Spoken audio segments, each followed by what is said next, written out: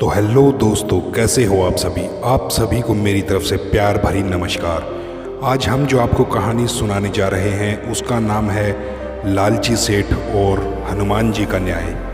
तो बात बहुत समय पुरानी है। इलाहाबाद में संगम तट के नज़दीक एक गरीब ब्राह्मण रहता था जिसका नाम राम आसरे था, जो दिन भर बहुत ही मधुर भजन गाकर अपना व अपने परिवार का गुजारा चलाता था। उसके भजन इतने अच्छे होते थे कि जो भी सुनता था वह सुनते ही रह जाता था। राम आसरे की एक बेटी थी, जो बेटी अब उसकी उम्र शादी के लायक हो चली थी। राम आसरे को दिन रात अपनी उस बेटी के विवाह की चिंता सताती रहती थी। एक दिन बनारस से एक पंडित जी के लड़के का रिश्ता आया तो राम आसरे ने भी तुरंत हाँ कर दी। और जैसे जैसे शादी का दिन धीरे धीरे नज़दीक आ रहा था, राम आसरे भी चिंतित होता जा रहा था। क्योंकि राम आसरे के पास इतना पैसा नहीं था कि वह अपनी बेटी का विवाह कर सके।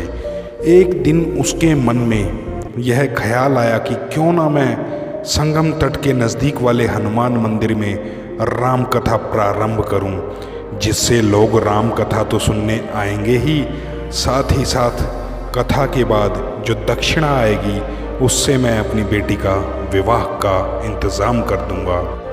अगली सुबह राम आसरे पवित्र संगम में डुबकी लगाकर हनुमान जी के मंदिर में जा पहुंचा और उसके मन में यह विश्वास था कि अगर कोई श्रोता ना भी आए तो भी प्रभु राम तो मेरी कथा जरूर सुनेंगे।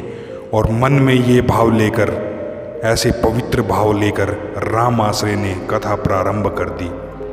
पंडित जी की कथा में थोड़े थोड़े श्रोतागण आने शुरू हो गए। वहीं शहर में एक गोपीचंद नाम का महाकंजूस सेठ रहता था, जिसे दान से कोई मतलब नहीं था। उसे अगर मतलब था तो बस अपने मुनाफे और अपने पैसे से।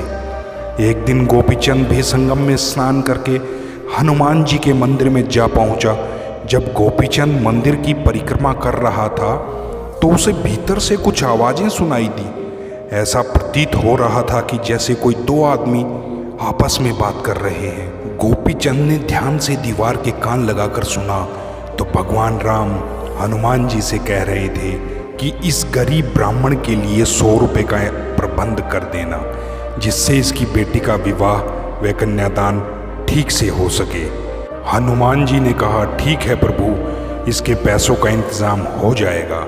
भला प्रभु अपने भक्तों की मदद नहीं करेंगे तो कौन करेगा। यह बात सुनकर गोपीचंद के मन में लालच आ गया और उसी समय गोपीचंद ने एक योजना बनाई और ब्राह्मण के पास जाकर बोला, क्यों महाराज, श्रोतागण कथा सुनने के लिए आ रहे हैं या नहीं, और कितना पैसा पैदा हो रहा है या पैसा भी पैदा नहीं हो रहा। ब्राह्मण ने कहा, सेठ जी, दिन में 5-7 लोग आ जाते हैं, 5-7 से भला क्या पैसा आएगा, कितना पैसा आ जाएगा उनसे। सेठ गोपीचंद ने दयालु बनते हुए कहा, ठीक है, चलो एक शर्त रखते हैं, कथा के बाद जितना पैसा आएगा वो तुम मुझको दे देना और उसके बदले में मैं तुम्हें 50 रुपये दे दूंगा। राम आसरे ने सोचा कि ये तो सही है, क्योंकि कथा में तो हद से हद 5 से 6 रुपया ही आएगा, 50 रुपया आने का तो मतलब ही नहीं।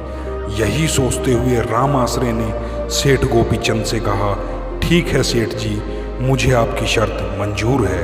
इधर सेठ गोपीचंद की नीयत थी कि भगवान इस ब्राह्मण को 100 रुपये अवश्य देंगे और वो 100 रुपये लेकर मैं 50 रुपये इस ब्राह्मण को वापस कर दूंगा। इससे सीधा सीधा मुझे 50 रुपये का मुनाफा होगा। लोभी आदमी सदा पैसे के बारे में ही सोचता है। सेठ को भगवान जी की बातें सुनकर भी भक्ति के बारे में विचार नहीं आया, बल्कि वह तो पैसे की तरफ आकर्षित हो गया। अब कथा के उपरांत सेठ गोपीचंद पंडित जी के पास गए और उनसे कहा, कितना रुपया आया है। सेठ के मन में विचार था कि अब तक तो हनुमान जी ने 100 रुपये की भेंट पंडित जी को दे ही दी होगी, मगर पंडित जी ने कहा कि मेरे पास तो कथा के उपरांत सिर्फ 7 रुपये ही आए हैं। अब शर्त के मुताबिक सेठ को पंडित जी को 50 रुपये देने पड़े। सेठ गोपीचंद जी को हनुमान जी पर बड़ा जोर का गुस्सा आ रहा था। कि उन्होंने पंडित जी को 100 रुपये क्यों नहीं दिए। गुस्से से आग बबूला सेठ सीधा मंदिर के अंदर जा पहुंचा और हनुमान जी की मूर्ति पर जोर लगाकर घूंसा मारा। मगर ये क्या था, सेठ गोपी चंद का हाथ हनुमान जी की मूर्ति से चिपक गया और लाख जतन करने पर भी वह अपने हाथ को मूर्ति से अलग नहीं करवा पा रहा था। अब सेठ जी का हाथ हनुमान जी की पकड़ में था और भला हनुमान जी की पकड़ से कोई अपना हाथ कैसे छुड़वा सकता है। सेठ को फिर से आवाज़ सुनाई दी। भगवान हनुमान जी से पूछ रहे थे कि तुमने ब्राह्मण को 100 रुपये दिलाए कि नहीं। हनुमान जी ने कहा, महाराज 50 रुपये तो दिलवा दिए हैं, बाकी 50 रुपये के लिए सेठ जी को पकड़ रखा है। वह 50 रुपये दे देगा तो उसे छोड़ देंगे।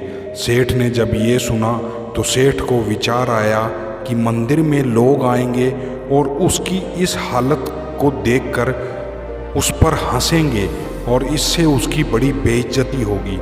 ऐसा विचार करते हुए सेठ ने चिल्लाकर कहा, हनुमान जी मुझे छोड़ दो, मैं 50 रुपये दे दूंगा।